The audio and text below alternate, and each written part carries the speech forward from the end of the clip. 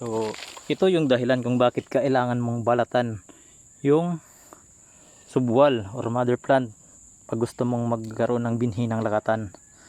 So yan yung mga nakatagong mga ito G-rounds larvae. Kinakain nito yung saha mo or subwal mo. Yan. Kaya kailangan talagang balatan. So ito mother plant to. Dito kukuha ng subwal. So balatan natin yan. So ito yung nakuha ko ha. Tinanggalan ko ng mga mata. Ito yung mga nakuha ko. Ito mga mata to. Ito.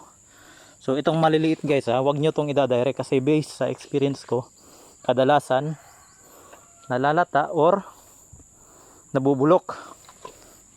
So kailangan nyo ito muna tong i-standby ng 1 week. Ilagay nyo sa sako or sa cellophane.